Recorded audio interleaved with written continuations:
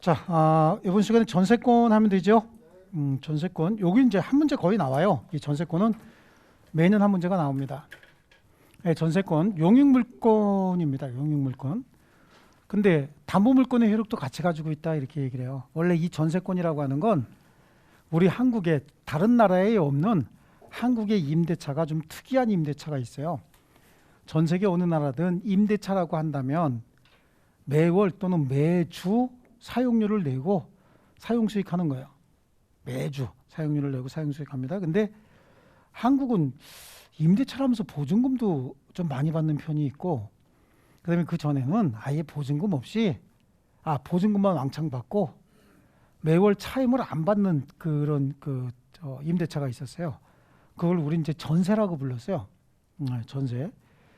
그 외국에 제가 한 1년 반 정도 됐나요? 2년 채 안 된 것 같은데 어떤 외국의 그 유명인이 한국에 와갖고 임대차 하면서 전세금 많이 달라 그러니까 저 사람은 뭘 믿고 돈을 이렇게 많이 주냐고 이제 인터뷰하는 거 깜짝 놀라는 걸 이렇게 봤는데 그래서 한국 사람들도 외국에 나가갖고 임대 같은 거 할 때 보증금 많이 달라 그럽니다, 걔네들이. 근데 외국은 거의 보증금 제도가 없어요. 매월 차임만 내면 되는 거지 보증금 거의 없습니다. 뭐 대파짓이라고 해서 나갔을 때 뭐 이렇게 깨트리고 나가면 그거에 대한 뭔가를 받으려 그래서 한 2달분 정도 차임 같은 거 밀리면 바로 쫓아낼 수 없으니까 2달분 정도의 차임을 미리 받아놓는 건 있을지 모르겠지만 우리처럼 왕창 받는 이런 건 없어요. 그러니까 한국에는 그 전세 제도 때문에 그냥 월세도 보증금을 좀 많이 받는 그런 경향이 있거든요. 네.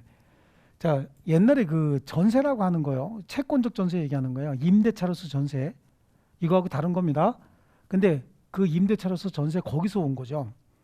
그러니까 옛날에 이게 시골 같은 데라도 이렇게 집 한 채 갖고 있는 사람 있잖아요. 이런 사람들은 뭐 거진 임차인들한테 무소불위의 권력을 행사했던 사람들이에요. 이 사람은 자기 땅 요만큼의 집 하나 가지고 있는데 산동네 같으면 시유지나 국유지 같은 데다가 무단으로 이렇게 해서 건물을 지어요. 벌집처럼 이렇게 건물을 지어서 여기에 임대차를 잔뜩 해줍니다. 그리고 담장은 지 맘대로 이렇게 치는 거죠. 이런 게 가능했던 시절이 있었어요. 전에 이렇게 해서 담장 딱 이렇게 쳐놓습니다. 여기 임대인이고 여기 뭐 A부터 시작해갖고 뭐 쭉 있겠죠. 여러 사람이 이렇게 살고 있어요. 여기에 이제 월세 들어온 사람들은 별로 이제 손해가 안 되는 거예요. 이 사람 어느 정도냐면 여기 보면 보통 뭐가 있어요. 여기 이렇게 WC라고 있죠. WC에 보면은 계단이 있지 이렇게. 계단 올라가야 되죠. 왜냐하면 이 계단 밑으로는 뭐가 있죠? 드럼통이 있잖아. 여기는 거 받아야 되니까 계단, 그래서 계단이 항상 있었던 거예요. 화장실에 보면은요, 그 드럼통이 이렇게 있죠. 여기 있는 사람들 아침에 줄 서 안 서? 줄 서죠. 줄 쭉 씁니다. 줄 서서 아침에 신문 하나 들고 와서 줄 서 있잖아요. 참 이 시간 길죠. 기다리고 있는 동안. 그때 이분 나오셨대. 이분 뒤에서 그리고 일로 들어가죠. 이거 들어갑니다. 여기 지금 앉아 있는 사람 바깥에 2번 나오면 어떻게 해야 돼? 자르고 나와야 되죠. 나와야 된다니까. 이런 정도의 무소불위의 권력을 행사했던 사람들인 거예요. 이 사람들이 여기에 보증금 받잖아요. 전세가 여기 전세래, 여기 전세, 여기 전세라는 거예요. 여기는 월세래, 월세. 전세금 받고 이거 은행에 또 저당권도 설정을 해요. 그 저당권 설정을 해. 그러면 이 사람이 전세금 받은 거, 여기 보증금 받은 거, 그 다음에 은행에서 대출 받은 거 다 합치면 이 집값, 땅값의 2배 정도까지 받아먹어요. 웬만하면. 그리고 돈 안 갖고 도망가잖아. 그냥 날라가요. 그럼 저당권 실행 경매가 되잖아. 그럼 이 사람들은 월세는 큰 손해가 없어요. 왜냐면 월세가 경매가 시작이 되면 사람들 차임 안 내잖아. 이 보통 보면은 짧게는 6개월, 뭐 길게는 2년까지 가는 경우도 있거든요. 그럼 그 기간 동안 월세 안 내면 자기가 줬던 보증금 다 까고도 더 초과해요. 그러니까 별로 손해가 없는데 이 사람들은 처음부터 전세금 주고 여기서 나오는 이자 상당액을 월세에 충당하는 제도거든요, 이게. 그랬었거든. 그리고 이 사람들은 나갈 때 이거 전세금 받아서 나가야 되는데 경매가 실행이 되면 한 푼도 못 받죠. 예? 그럼 이 사람들 어디로 가? 저희들 어릴 땐 그런 얘기 많았었어요. 저 사람들 어디로 가죠? 언더더 브리지 그러면 어떻게 돼? 작년에 왔던 각설이 되는 거고, 오브 더 브릿지 그러면 점프 다운이죠. 한강 딸이 간다, 한강 딸이 간다가 그거요. 둘 중에 하나인 거야. 언더 밑으로 들어가면 작년에 왔던 각설이 죽지도 않고 또 왔네 이거 하는 거고, 오버로 가면 뛰어내리는 거고.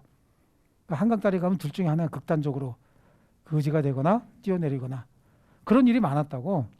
그래서 이 사람들을 보호하기 위해서 물건으로서 전세권을 만들어준 거예요. 그럼 이 사람들을 보호하면 뭘 보호해야 돼요? 그렇지, 전세금이죠. 그래서 옛날에 여기서는 이제 보증금이라고 했던 걸 여긴 뭐라고 부르냐면 전세금이라고 하고, 그 다음에 뭘 보호해야 되죠? 기간을 보호해야 되는데, 사실은 이거 여기에는 거의 관심이 없었어요. 관심이 없었고, 이 전세금을 보호하기 위해서 전세권 제도를 만드는 거예요. 이 사람들을 보호하기 위해서. 근데 전세권 제도를 만들어 주면은 전세권 등기가 됩니까? 전세권 제도 만들어줘서 등기하는 제도를 만들어줬는데 등기 안 해줬다니까. 옛날에는 집주인들이 전세권 등기해달라 그러면 뭐라 그래? 예, 내가 네 전세금이나 띄어먹을 사람으로 보이냐? 이렇게 되는 거지. 그렇죠? 내가 네 전세금 따위나 띄어먹고 그럴 사람으로 보여? 지금 도망갈 준비하고 있으면서. 이 사람의 권력이 어느 정도라고 했어? 어험 2방에 화장실 차지한다 그랬죠? 하나밖에 없는 화장실. 제일 억울한 사람이 뭐예요? 여기 앞에 있던 사람이야? 아니야. 여기 금방 들어간 사람이 제일 억울해. 그죠? 바로 나와야 되잖아. 얼마나 찝찝한데. 알죠? 그 느낌. 그런다니까. 이렇게 무소불위의 권력을 행사했던 사람들이 전세권 설정 안 해줘. 그러면서 애들이 했던 얘기가 뭐냐면 등기부가 더럽혀진대. 등기부가 더럽혀진다고. 이 사람들은 자기 소유물에다가 전세권 설정해 주는 것 자체를 더럽혀진다고 생각을 했다니까. 그래서 안 해줬어요. 안 해줬다가 그 이후에 주택임대차보호법이라는 게 생겨요. 주택임대차보호법이 생기니까 집주인 동의 없이도 임차인들이 그냥 가갖고 대항력 확정일자 받는 방법을 막 만들어내더라고. 그러니까 그때는 전세권이 이제 임차권보다 약해지고 어쩌고 저쩌고 하다 보니까 어차피 해주나 안 해주나 저놈이 가갖고 동사무소 가갖고 확정일자 받고 그러면 전세권보다 더 강력한 권리가 생겨버리니까 그 다음부터 이제 전세권 설정 등기 해준 거예요. 전세권은요, 제가 금방 말씀드린 취지가 뭐냐면 핵심이 뭐예요? 전세금이란 말이에요. 핵심이 여기서 전세권을 도입한 취지는 전세금을 보호하기 위한 것이다 라고 하는 게 머릿속에 있어야 되는 거예요. 그래서 전세권은 사용수익에 관한 물건이면서도 전세권 존속기간들이 끝나죠. 그러면 경매를 통해서 전세금을 우선 변제받는 제도를 마련해 놨는데, 이 전세권이라고 하는 제도가 정말 서민을 위해서 만들어 놨을까요? 전세권이라는 제도를 만든 사람이 우리 같은 서민들일까 가진 놈들이 만들었을까? 저기 있는 쓰레기들은 그때도 가진 놈이고 지금도 가진 놈이고 앞으로 영원히 가진 놈일 거예요. 쟤네들은 전 세계에서 2번째로 대우가 좋다는 놈들이요. 누구라고는 얘기 안 했어요, 얘가. 그죠? 미국의 상원 다음으로 미국의 하원보다도 대우가 훨씬 더 좋은 애들이에요. 일은 전 세계에서 제일 꼴찌로 하면서. 네, 그런 애들인데 쟤들이 만든 게 과연 진짜 서민들을 위해서 만들었겠냐고. 하나도 없어. 걔네들 이익에 침해되면 하나도 안 만드는 애들이에요. 이것도 마찬가지야. 담보물권의 효력을 부여해서 전세금에 못 받으면 경매 실행을 통해서 전세금을 우선 변제받을 수 있다라고 제도적으로 만들어 놨어요. 보세요. 전세권자는 전세금을 지급하고 타인의 부동산을 점유해서 용도에 쫓아 사용하며 그 전부에 대하여 후순위 권리자 기타 채권자보다 전세금의 우선 변제를 받을 권리가 있다. 굉장히 추상적으로 해놨지만 용도에 쫓아 사용 수익하다가 전세금 반환이 지체가 되면, 전세금 안 주면 그럼 전세금 반환이 지체가 된다는 얘기는 전세권이 존속기간 만료등으로 끝났다 그런 얘기잖아요. 그러면 목적물 돌려주고 전세금 받아야 될 거 아니냐고. 근데 전세금 안 주면 경매를 통해서 우선 변제권이 있다는 거예요. 우선 변제권은 담보물권에만 있는 거거든요. 그래서 담보물권과 영유물권의 효력을 같이 가지고 있다라고 하는데 실제로 이거 못해. 말로만 이렇게 항상 해놓는 거예요. 쟤들 법 만드는 거 가만히 들여다보면요, 전부 다 진짜 서민을 위한 거 하나도 없어요. 잘 들여다보면은. 그래서 이것도 내용을 잘 들여다보면 조금 이따가 보겠지만 정말로 거진 진짜 이거 빨리 바꿔야 되는 거예요. 이거. 그 다음에 주택임대차보호법이라고 하는 거는 여기는 왜 이게 문제가 되냐면 전세권자가 경매를 실행하려면 목적물 반환하고 말소등기 서류까지 다 제공하고 그래도 돈 안 주면 그때 경매 실행하는 건데 길바닥에 서서 살아야 돼. 그러면 경매되는 동안 경매가 하루 이틀 만에 됩니까? 경매 실행되는 몇 개월 동안 그러면 얘는 어디 가서 살 데가 없는 거야. 근데 주택임대차보호법은 그 이후에 만들면서 임차인은 임대인이 보증금 안 주면 해당 주택에 살면서도 경매 실행할 수 있는 제도를 만들어 버린다고. 그때 그걸 만든 분이 얼마 전에 돌아가셨는데 그 주택임대차보호법을 만든 분이 무시무시했던 분이기 때문에 그게 만들어졌지 안 그랬으면 그거 못 만들었어요. 이게 소유권을 많이 침해하는 거거든. 근데 그때 당시 그분은요, 그 좀 무시무시했던 분이야. 막 탱크도 잘 동원하고 막 총도 잘 쏘고 그랬던 분인데 그때 막 학자들이 이거 이렇게 하면 안 되는 겁니다. 이거 소유권 침해할 수 있습니다. 그럼 어떻게? 조인트 쳐. 군화 신고 다녔어요 그분. 그 조인트 차고 아프고 그리고 조용히 하면 그냥 놔두고 왜 때리고 그래요? 그러면 심청인회 보냈다고. 심청인회 집에. 근데 나중에 심청인회 집이 너무 지식인들이 많이 간다 그러니까 이걸 희석시키기 위해서 심청인회 집에 그 다음에 뭘 보내? 몸에 그림 있는 애들 막 이렇게 보내고 그랬어요. 그래서 거기 갔다 오면 둘 중에 하나야. 저항을 많이 했던 학자 아니면 그림 있는 애들. 몸에 그림 있는 애들. 저 대학교 1학년 때 당구 처음 배워갖고 막 이렇게 당구 처음 치는데 까만 베레모 쓰고 총 쏜 사람들 각개총 메고 와가지고 니네 일로 와봐. 그 가서 쓰잖아요. 그러면 홀딱 뺏겨갖고 몸에 문신 자국 요만큼만 있으면 다 끌고 갔어요. 예. 무섭더라고. 쫄딱 세워놓고 벗어! 그럼 확 벗어야죠. 그리고 검문까지 해서 아직 인권이라는 건 별로 없을 텐데 하여튼 어쨌든 그럴 때 주택임대차보호법을 그 사람이 만들었어요. 안 그랬으면 못 만들어. 그 다음에 주택임대차보호법이 만들어지고 2002년도에 주택임대차보호법에 용어 몇 개 바꾸고 숫자 몇 개 바꿔갖고 만든 게 상가건물임대차보호법이에요. 그 상가건물임대차보호법을 그동안 20년 넘게 못 만들었던 이유가 있어요. 이게 소유권을 굉장히 침해할 수 있는 제도가 많거든요. 근데 2002년도에 그분도 그 국민적인 지지를 많이 받았던 분인데 실제로 상가건물임대차보호법 처음에 만들었을 때 보호 정도가 보호받는 사람이 거의 없을 정도로 너무나 빈약한 법이었다고. 조금씩 이렇게 강화됐죠. 얼마 전에 뭐 강화한다고 해놓고 지네는 받을 거 다 받아서 올려놓고 강화시켰다면서 또. 근데 하여튼 그래 쟤네들은. 이것도 잘 들여다보면 정말 후직이 그지 없는 거예요. 자, 성립은 법률행위 아니면 법률 규정이거든요.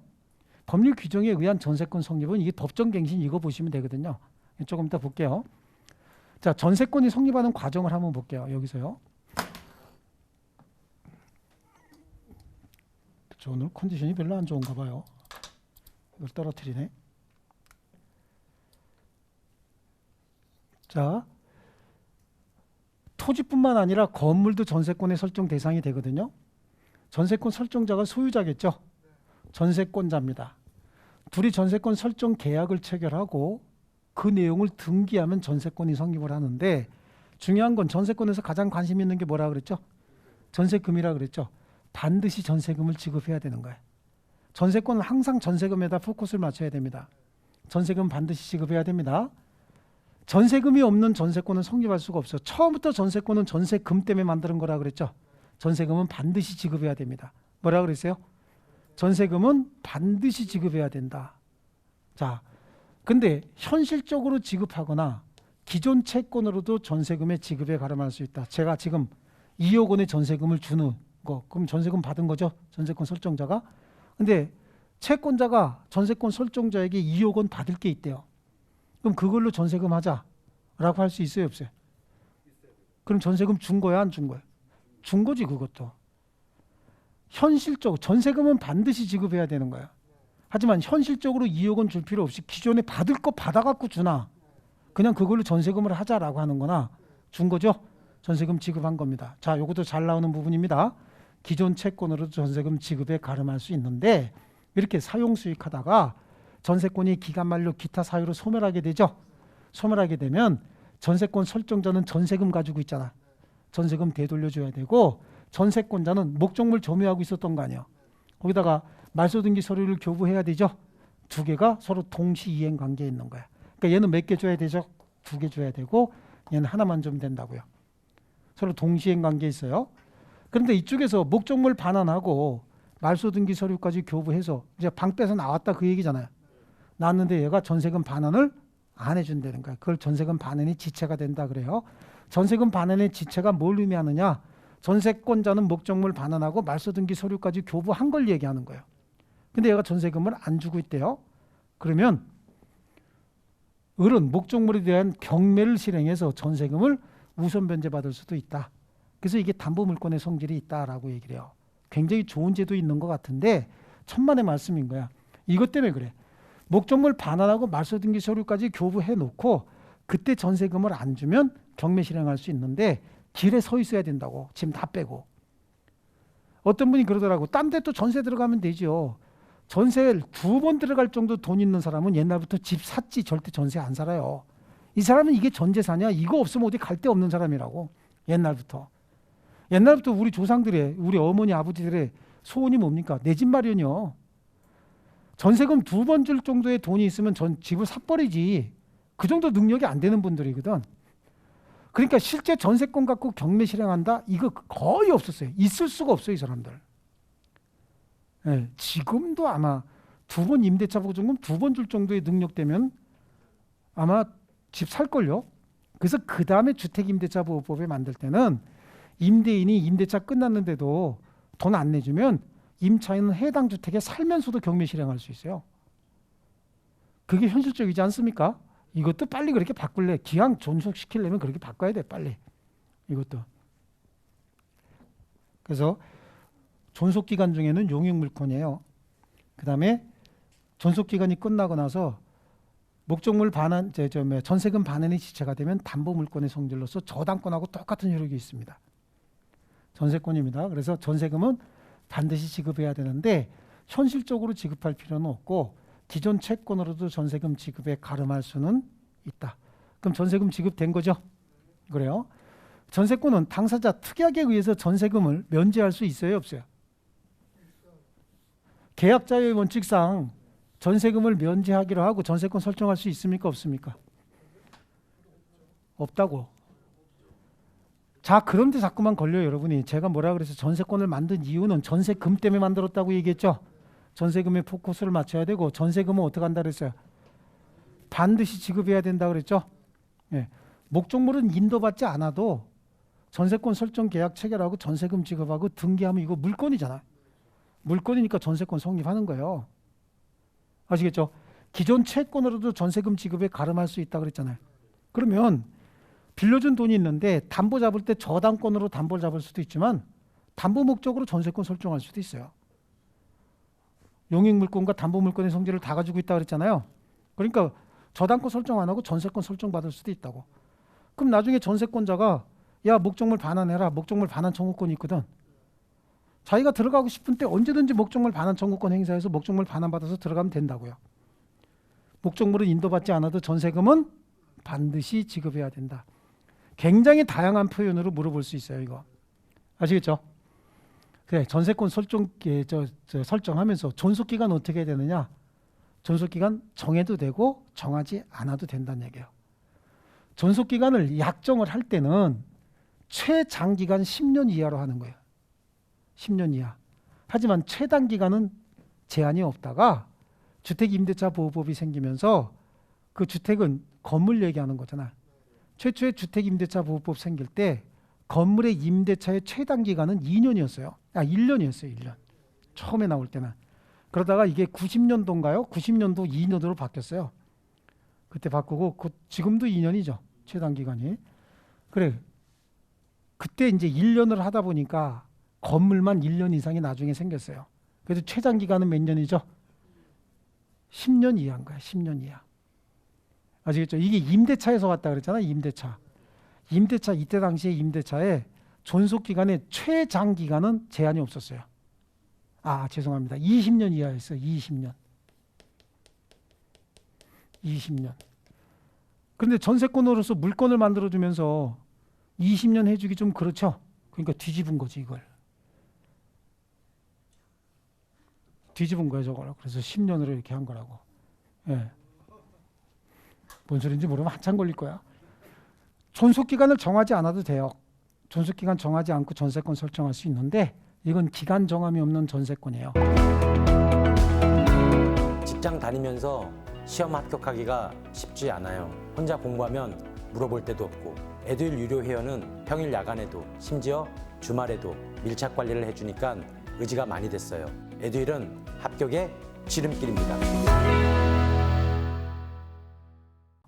이 기간 정함이 없는 전세권은 당사자는 언제든지 전세권의 소멸을 통고할 수 있다. 우리 기간 정함이 없는 전세권 했잖아.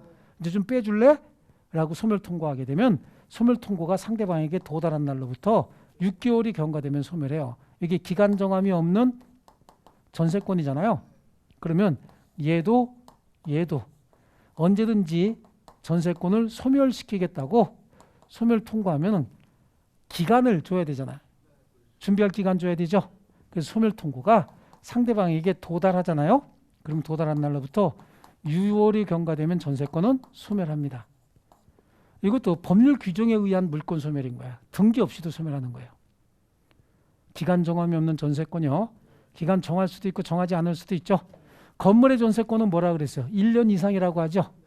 이 건물의 전세권은 1년 이상이고 하나가 더 있어. 건물의 전세권에는 법정갱신 제도가 있는데 뒤에 나와요. 이 법정갱신 제도도요. 주택임대차보호법이 생기고 난 다음에 생기거든요.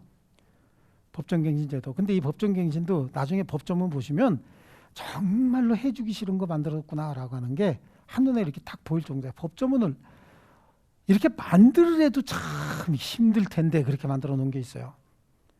이 법정갱신은 미리 말씀드리면 전세권 존속기간이 만료되기 6월에서 1월 사이에 전세권 설정자가 잘 들어보세요. 뭔 말인지. 전세권 설정자가 전세권자에 대하여 갱신 거절 또는 조건을 변경하지 아니하면 갱신하지 아니하겠다는 뜻의 통지를 하지 아니한 경우 이렇게 나와요.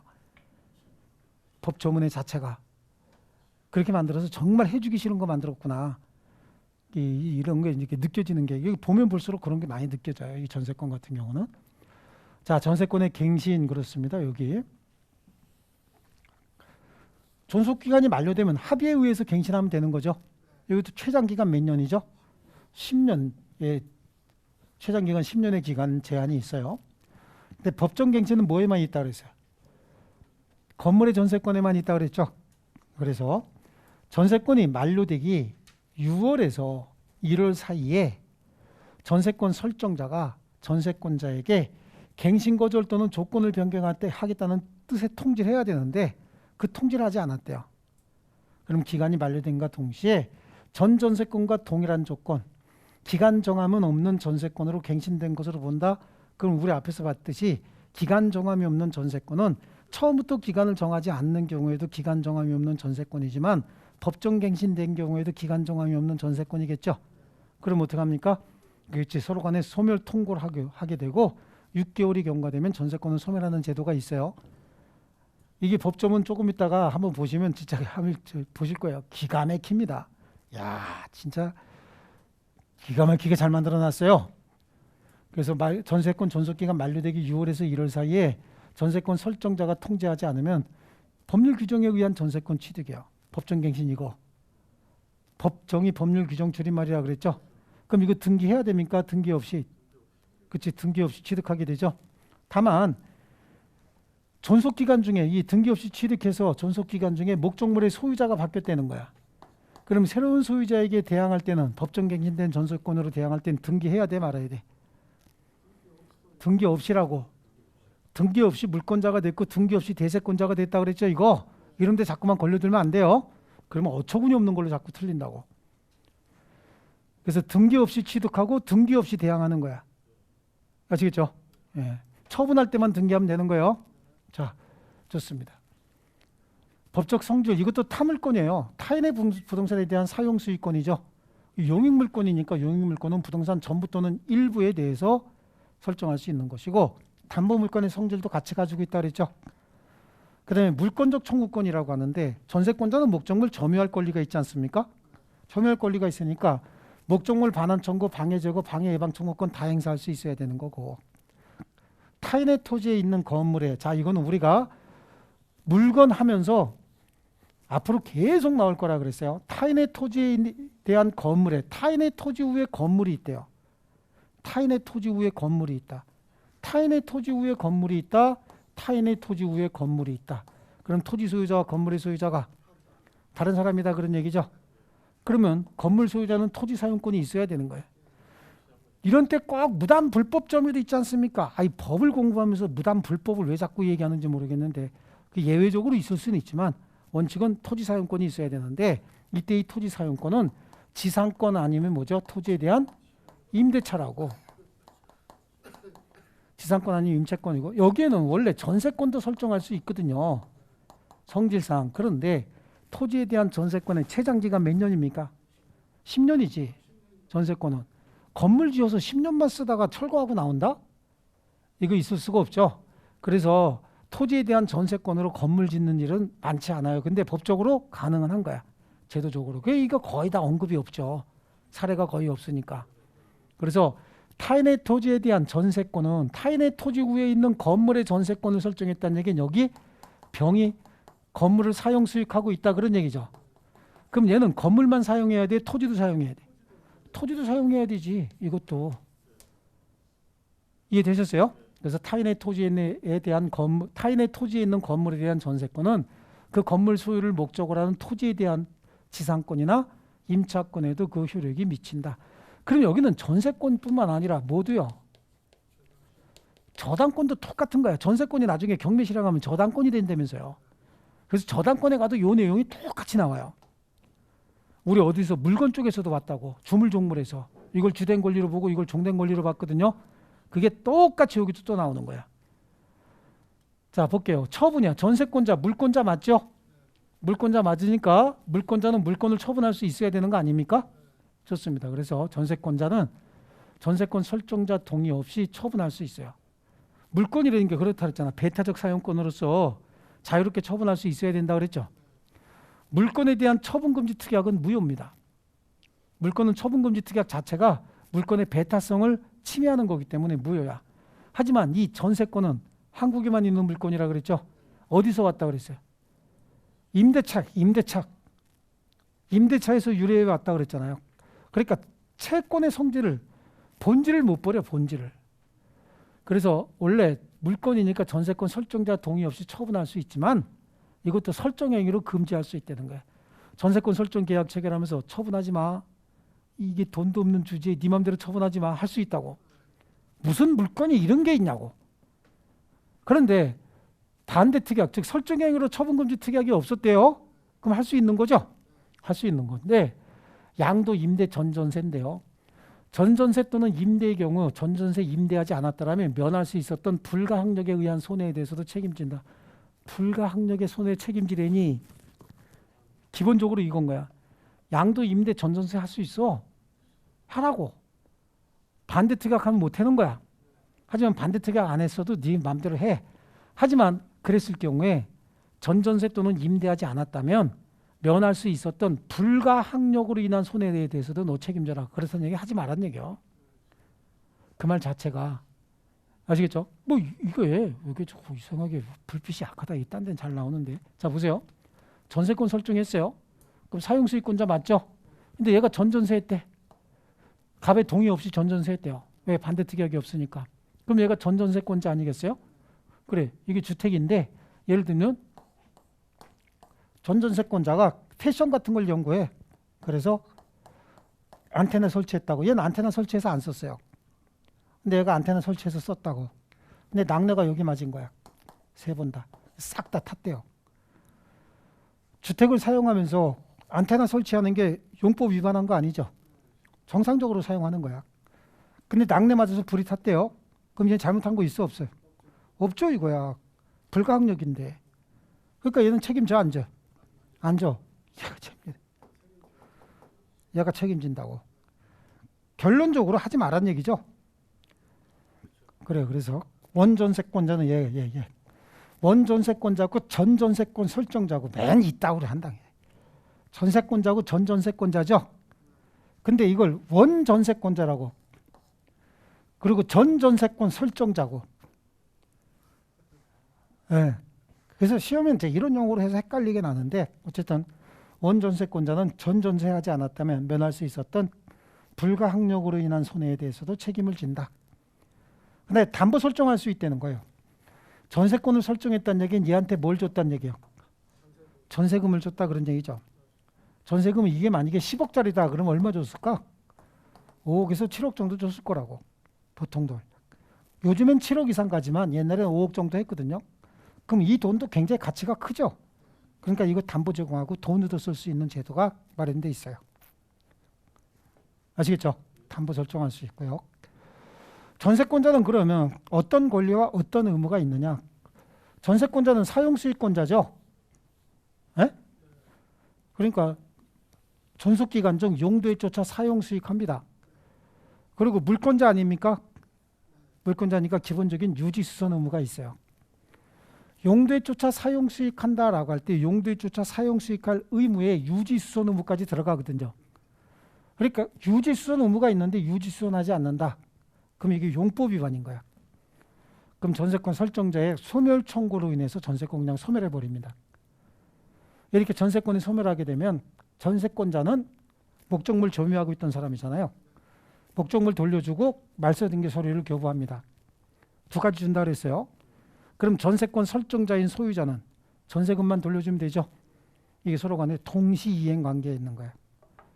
아시겠죠? 동시이행 관계에 있는데 만약에 담보물권의 성질은 언제 발생하는 거냐면 전세권자가 목적물 반환하고 말소등기 서류를 교부했는데 전세권 설정자가 전세금을 안 주는 걸 뭐라 그랬죠? 전세금 반환이 지체된다 이렇게 얘기했죠. 그러면 앞으로는 다 빼고 전세금 반환이 지체된 때 그러면 그냥 전세권 설정자는 전세금을 안 주고 있고 전세권자는 목적물 돌려주고 말소등기 서류까지 다 교부했다. 그래야 이제 전세금 반환이 지체가 된다라고 얘기를 합니다. 그럼 경매 실행에 의해서 우선 변제받을 수 있다 그랬잖아요. 그러니까 그게 담보물권의 성질이 있어요. 그 담보물권은 우리 뒤에서 이제 보면 알겠지만 피담보 채권이 존재하는 한 담보물권만 혼자서 소멸시효 걸리는 것도 아니고 피담보 채권이 존재하는 한 담보물권만 별도로 양도할 수는 없어요. 왜냐하면 담보물권을 설정한 이유는 피담보 채권을 보호하기 위한 거라 그랬잖아요. 저당권 보세요. 여기다가 2억 원을 빌려줬대요. 그리고 여기다가 저당권을 잡았다. 이 저당권이 필요한 거 이건 피담보 채권이라고 했잖아. 피담보 채권을 안전하기 위해서 이게 필요한 거지. 이거 하고 싶어서 피담보 채권 잡는 거 아니라 그랬죠. 그러니까 이게 피담보 채권이 주된 권리고 이게 종된 권리거든. 그러니까 피담보 채권을 양도하면 종된 권리, 부정성의 원칙상 이것도 양도되는 것이고 피담보 채권이 소멸하면 이것도 소멸하는 거예요. 다만 이럴 수는 있어. 피담보 채권만 양도하고 저당권은 소멸시킬 수 있어요.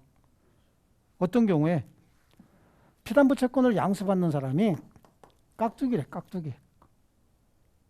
깍두기 좀 이상하다. 그냥 사채업자, 조직폭력배야. 그럼 얘는 피담보 채권 양수받죠? 저당권 양수받아봐야 돈 안 갚으면 얘네들은 가정방문을 주로 하는 애들이잖아요. 법원으로 가는 애들이 아니죠. 얘들은 법원 자체가 싫어. 법원 근처도 싫어. 하여튼 법자 들어가는 음식도 안 먹어. 법주도 안 먹어. 법주도. 얘네들은. 하여튼 법자만 들어가면 싫어하는 애들이야. 그러니까 이런 거 필요 없다고. 그럼 저당권 소멸시키기로 하고 채권만 양수받을 수도 있거든요. 이렇게 할 수는 있어도 이것도 마찬가지로 피담보 채권과 분리해서 저당권만 양도할 수는 없어요. 아시겠죠? 그래서 여기도 똑같은 얘기가 나오는 거야. 전세금 반환 채권의 분리양도 금지다. 그래서 전세금 반환 채권과 전세권을 분리해서 양도할 수는 없다.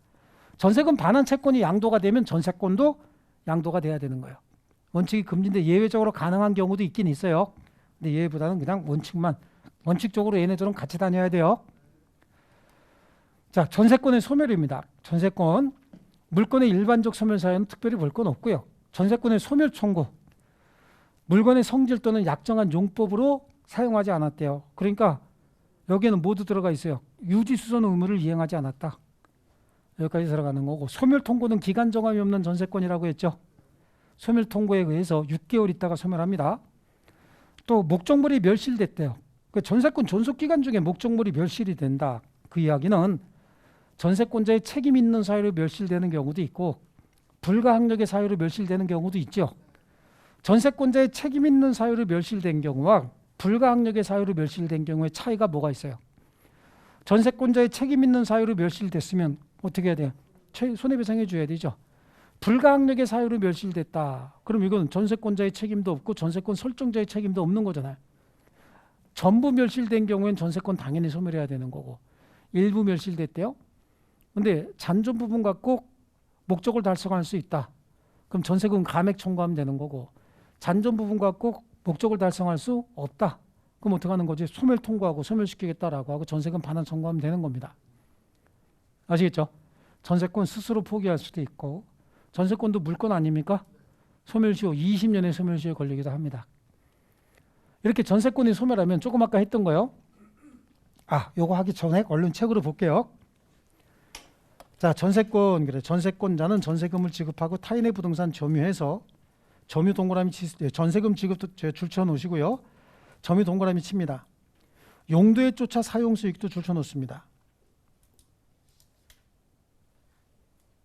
용법을 위반하게 되면 전세권 소멸 청구 대상입니다. 사용 수익하며 후순위 그 부동산 전부에 대하여 후순위 권리자 기타 채권자보다 전세금에 우선 변제받을 권리가 있다. 경자 유전의 원칙상 농경재는 전세권의 목적으로 하지 못한다라고 하는 거고 채권적 전세와의 차이는 등기가 있느냐 없느냐. 그다음에 전세권은 물권이고 채권적 전세는 채권이에요. 네, 그 차이만 있습니다. 자, 그다음에 넘겨보세요. 쭉 넘겨보시면 전세권의 성립이 나오죠. 160페이지에 보이십니까? 전세권은 법률 행위에 의해서 취득한다. 전세권 설정 계약 체결과 전세금 지급 그리고 등기죠. 중요한 게 뭐라고 했어요? 전세금 지급이라고 했어요. 거기 그 양쪽 가로 2번 동그라미 1번 전세금 지급은 전세권의 성립 요소다. 그거와 관련돼서 전세금 반드시 지급해야 되죠. 옆에 써놓을게. 전세금 면제 특약이 유효야 무효야?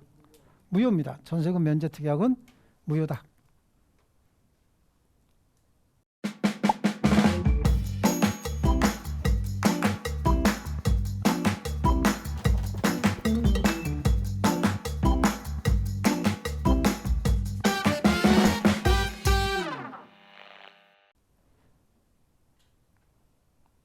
자, 그다음에 니은에 다만 전세금이 반드시 현실적으로 수수될 필요는 없고 기존 채권으로도 전세금 지급에 가름할 수 있다. 그것도 중요합니다. 그다음에 312조에 의해 전세금 증감 청구권 행사할 수 있다야 그냥 행사할 수 있다라고 하는 거고요. 양쪽 가로 3번을 줄칩니다. 전세권은 목적 부동산을 점유할 권리를 포함합니다. 목적 부동산의 인도는 전세권의 성립 요건이 아닌 거야. 전세권자 나중에 목적물 반환 청구해서 목적물 반환받으면 되잖아요. 161페이지 양쪽 가로 3번 나가고 있습니다. 자, 그 다음에 법률 규정에 의한 취득이 161페이지 하단부에 나오죠. 자, 전세권은 상속에 의해서 취득할 수 있는데 동그라미 2번 줄 칠게요. 또한 건물에 대한 전세권은 법정 갱신을 인정해서 갱신에 관한 등기를 하지 않은 경우에도 전 전세권과 동일한 내용 기간 약정이 없는 전세권 취득한 것으로 봐줍니다. 그 다음에 162페이지에 보니까 존속기간이죠. 제312조에 전세권의 존속기간은 10년을 넘지 못한다. 이건 존속기간 약정 한때 얘기하는 겁니다. 당사자가 10년을 넘겼을 때는 이를 몇 년으로? 10년. 그 다음에 건물에 대한 전세권의 효력은 그 건물에다 동그라미 쳐놓으셔야 됩니다. 건물에 대한 전세권의 효력, 전세권의 존속기간을 1년 미만으로 했을 때는 이를 1년을 합니다. 아시겠죠? 그러니까 여기서 지금 우리 전세권은 존속기간 약정해도 되고 안 해도 된다 그런 얘기잖아요. 그죠? 그럼 존속기간 약정하지 않아도 전세권은 성립하고 효력이 있다 그 얘기죠. 그러니까 존속기간 정했으면 어떻게 해야 돼? 등기해야 제3자에게 대항할 수 있는 거죠. 그래서 거기 동그라미 2번입니다. 전세권의 존속기간은 임의적 등기사항이다. 줄칩고요. 줄칩니다. 전세권의 존속기간에 대한 등기가 없으면 제3자 등기가 있으면 제3자한테 대항할 수 있고요. 존속기간 등기 없으면 제3자에 대해서 존속기간 약정이 없는 전세권으로 취급이 됩니다. 계약의 갱신 312조 볼게요. 제3항에 전세권 설정은 이를 갱신할 수 있어요. 그 기간은 갱신한 날로부터 최장 몇 년입니까? 10년이죠. 10년이고요. 그 다음에 건물의 전세권 설정자가 건물 동그라미 쳐놓습니다. 건물만 해당해요. 전세권 설정자가 이건 이제 기가 막힌 거 잘 들으셔야 됩니다. 전세권 존속기간 만료전 6월에서 1월까지 사이에 전세권자에 대하여 갱신 거절의 통지 또는 조건을 변경하지 아니하면 갱신하지 아니하겠다는 뜻의 통지를 하지 아니한 경우에 그 기간이 만료된 때 전 전세권과 동일한 조건으로 다시 전세권 설정한 것으로 보는데 이 경우 전세권의 존속기간이 없는 것으로 본다. 법정갱신이거든요. 이게 그러니까 법률 규정에 의한 전세권 취득이기 때문에 등기 없이 성립하고 동시에 등기 없이도 대항한다. 아시겠죠? 이 법조문 저보고 만들으라 그러면요. 전세권 설정자가 전세권의 존속기간 만료 전 6월에서 1월 사이에 전세권자에게 대하여 갱신 거절, 조건 변경에 통지를 하지 않으면 기간 만료와 함께 전 전세권과 동일한 조건, 기간 정함이 없는 전세권으로 설정된 것으로 본다. 이렇게 해도 되거든요. 예. 근데 이거 왜 이렇게 했는지 이제 얼굴 좀 한번 봤으면 좋겠어요. 자, 그다음에 합의에 의한 갱신은요. 동그라미 디귿을 한번 줄 쳐볼게요. 합의에 의한 전세권의 갱신 계약은 등기해야 효력이 발생하겠죠. 근데 법정갱신은 어때요? 동그라미 2번의 법정갱신에 다음 페이지로 넘어가면 디귿에 건물 전세권에 대한 법정갱신은 법률 규정에 의한 부동산에 관한 물권 변동입니다. 전세권 갱신에 관한 등기를 요하지 않습니다. 따라서 전세권자는 법정갱신에 대한 등기 없이도 전세권 설정자나 제3자에게 전세권 주장할 수 있고요. 그 다음에 313조에 전세권의 존속기간을 약정하지 아니한 때 각 당사자는 언제든지 상대방에 대하여 전세권의 소멸을 통고할 수 있고 상대방이 이 통고받은 날로부터 6월이 경과되면 전세권은 소멸하는 겁니다. 자, 법적 성질 타물권이죠. 용익물권입니다. 용익물권이란 얘기는 소멸시효 10년에 걸리고 동그라미 3번에 보시면 전세권은 1필토지 일부 또는 한필토지 전부 한동 건물 일부에 대해서도 설정할 수 있다 그 얘기예요. 그거 줄쳐 놓으시고요. 3번에 전세권에 기한 물권적 청구권이 있죠. 거기는 옆에다가 그냥 우리 늘 하는 것처럼 이렇게 해놓으면 되지. 이렇게 하면 목적물 반환 청구, 방해 제거, 방해 예방 청구권 다 인정된다 이렇게 표시해놓고 넘어가면 돼요. 왜냐하면 전세권자는 목적물 점유할 권리가 있는 자죠. 예? 자, 다음 페이지 전세권의 효력입니다. 전세권의 효력이 미치는 범위에 304조 보시면요. 타인의 토지에 있는 건물의 전세권을 설정한 때 전세권의 효력은 건물 소유를 목적으로 한 지상권 또는 임차권에 미친다. 아시겠죠? 거기 지상권, 임차권만 얘기하고 있지만 사실은 토지에도 전세권 설정할 수 있다 그랬지 않습니까? 그러니까 그 전세권에도 미치는 거예요. 토지에 대한 전세권에서. 전항의 경우 전세권 설정자는 전세권자 동의 없이 지상권 또는 임차권을 소멸하게 하는 행위를 하지 못한다. 그건 당연한 거지. 여기 보세요. 타인의 토지 위에 있는 건물의 전세권을 설정을 했으면 전세권자가 토지 사용권까지 갖게 되는데 갑소유 토지 위에 을이 토지 사용권을 가지고 지상 건물을 지었고 여기에 병에게 전세권을 설정을 해줬으면 전세권자 병이 건물 사용하는 건 당연하지만 여기도 사용해야 될 거 아니에요. 근데 얘가 자기 혼자 여기 있는 지상권이나 임차권을 소멸시킨다. 그럼 이거 사용 못한다는 얘기잖아요. 이렇게 해놓고 지 마음대로 이거 소멸하게 하지 못한다 그런 얘기예요. 여기 동의 얻어야 되는데 동의해주면 이제 날라다녀야 되지. 그렇죠? 동의해줄 리가 없죠. 그 다음에 전세권의 처분과 책임의 가중인데 306조에 전세권자는 전세권을 타인에게 양도 또는 담보 제공할 수 있어요. 그 존속기간 내에서 타인에게 전전세 또는 임대할 수도 있어요. 그러나 설정행위로 금지할 수도 있다. 그 금지하게 되면 못한다는 얘기입니다. 그렇죠? 전세권의 양수인은 설정자에 대하여 전세권 양도인과 동일한 권리 의무가 있다. 새로운 전세권자가 됐다는 얘기예요. 자, 그 다음에요. 거기 동그라미 3번에 있는 내용 맨 밑에 전세권의 양도, 담보 제공, 임대를 금지하는 특약은 등기한 때 하나여 제3자에게 대항할 수 있습니다. 등기하면 대항할 수 있다 그 얘기죠. 그 다음에 전전세 볼게요. 다음 페이지 넘어갔죠. 165페이지로 전세권의 목적물을 전전세 또는 임대한 경우에 전세권자는 전전세 또는 임대하지 않았다면 면할 수 있는 불가항력으로 인한 손해에 대해서도 그 책임을 부담한다. 뭐 이런 게 다 있어. 그죠? 불가항력으로 인한 손해에 대해서도 책임을 진다 라고 하는 거고요. 자, 그다음에 전전세의 효과가 그 3번에 나오잖아요. 근데 그거는 뭐 줄치거나 이러지 마시고요. 상식 가지고 한번 생각해 볼게요.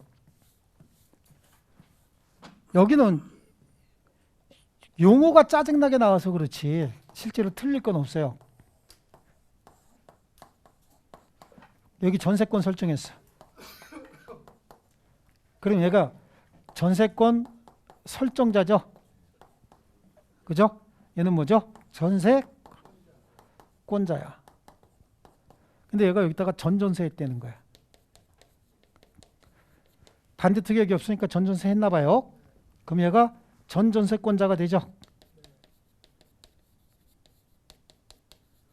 전전세권자가 되는 거야. 그럼 얘는요. 전전세권 설정자가 되죠. 전전세권 설정자. 그럼 얘네들 이름이 또 바뀌어. 그럼 원전세권 설정자, 원전세권자. 안 써도 돼. 이런 거 안 써도 된다고. 안 써도 전혀 의미 통하는데 아무 이상 없어요. 근데 시험 목적으로 쓰는 거야. 헷갈리라고. 아시겠죠? 자, 그러면 여기 전전세금이 3억짜리래. 그럼 이거 얼마 해야 돼요? 3억 이하로 해야 되죠. 최대 3억이에요. 기간이 이게 5년짜리라는 거야. 그럼 이거 몇 년을 해야 되죠? 5년 이하로 해야 되죠. 그러니까 전전세는 원전세의 범위를 초과할 수 없는 거야. 이해되셨죠? 자, 그럼 이번에 볼게요. 전세권자는요. 전세금 반환이 지체가 되면 경매 실행을 통해서 우선 변제받을 수 있다고 얘기했잖아요. 그럼 얘도 똑같습니다. 전전세권이 기간 만료 등으로 소멸했는데 전전세금 반환이 지체가 되죠. 요거 안 준다는 거야.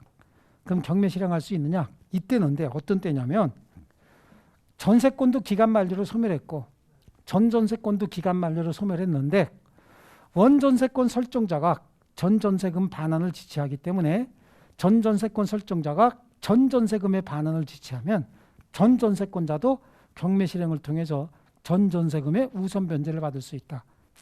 목조 오르고 싶은 욕망 안 생겨요? 그죠? 근데 합리적으로 생각하면 이것도 끝났고 이것도 끝난대. 근데 요 돈을 안 주니까 요 돈을 못 받고 있대요. 그럼 이 사람도 경매 실행할 수 있다고. 이해하셨어요? 용어만 갖다 붙인 거예요. 용어만. 전세권이 끝났대. 그럼 전세금 줘야 되잖아. 근데 전세금 반환이 지체가 된대. 그딴 얘기 이거 내줬다는 얘기거든요. 그 전전세와 원전세가 기간 만료 등으로 소멸하고 원전세권 설정자가 원전세금 반환을 지체하기 때문에 전전세권 설정자가 전전세금 반환을 지체하면 전전세권자도 경매를 통해서 전전세금의 우선 변제를 받아갈 수 있다. 아시겠죠? 자, 이거는 그냥 암기하려고 들지 말고 이것도 끝났고 이것도 끝났는데 이 돈 안 줘서 요 돈 못 받으면 얘도 경매할 수 있다. 이렇게 하는 게 훨씬 나아요. 아시겠죠? 뭐가 암기하려고 자꾸 하면 뇌 다쳐요. 뇌. 이런 거. 자, 그래서 거기 니은의 전전세 효과 중에 니은 있죠? 전전세권은 어디에 부정해? 원전세권에 부정한다라고 하는 거고요. 디귿에 전세권자는 책임이 가중이 되죠. 전전세하지 않았다면 면할 수 있었던 불가항력으로 인한 손해도 책임져야 된다 그랬죠. 그죠? 그 다음에 리을에 전전세권자의 경매권과 우선변제권. 자, 아까처럼 요거 끝나고 이거 끝났는데 요 돈 안 주면 이 돈 안 주면 얘도 경매할 수 있다. 그걸로 끝나는 게 그냥 뭐 깊이 뭔가 찾아보려고 하지 마세요. 예. 전세권자 임대도 할 수 있고요. 전세권자의 의무 다음 페이지 한번 볼게요. 165페이지. 자, 전세권의 소멸 청구인데 전세권자가 전세권 설정 계약 또는 목적물 성질에 의해서 정해진 용법대로 이를 사용 수익하지 아니할 때 전세권 설정자는 전세권의 소멸을 청구할 수 있고, 그럼 즉시 소멸합니다. 이거는 전항의 경우 전세권 설정자는 전세권자에게 원상회복 또는 손해배상도 청구할 수 있습니다.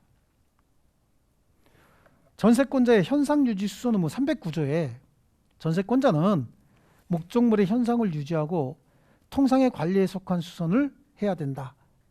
그거 하고 동그라미 3번으로 가면 전세권자가 현상유지 수선 의무를 위반하면 목적 부동산 용도에 쫓은 사용 수익을 하지 않은 것이 됩니다. 전세권 설정자는 전세권의 소멸을 청구할 수 있다.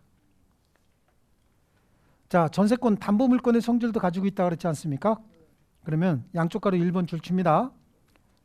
자, 경매권 및 우선 변제권이에요.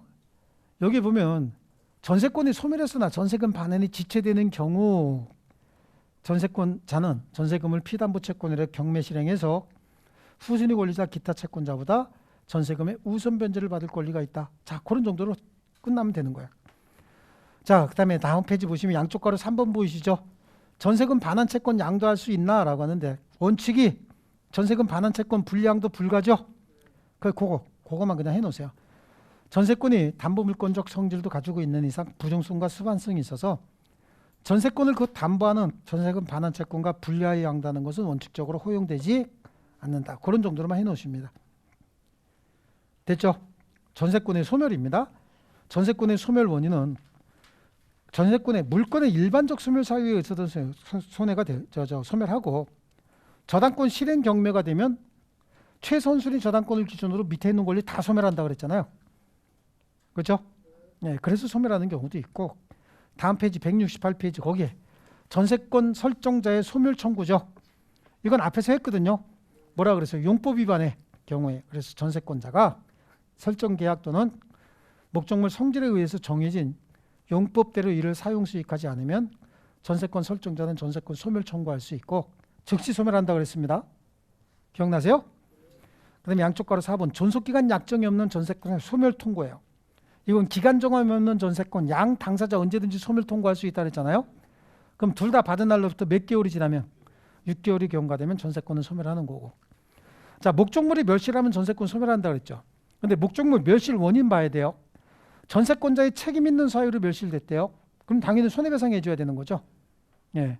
그래서 불가항력으로 인한 멸실 먼저 보는데 전세권의 목적물 전부 또는 일부가 불가항력으로 멸실될 멸실된 부분의 전세권 소멸하는데 전항의 일부 멸실의 경우 일부만 멸실됐을 때 따지는 문제예요.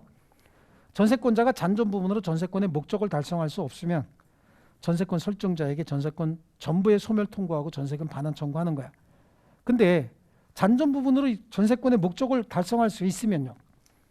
감액 청구하고 전세권 유지하면 되는 거죠.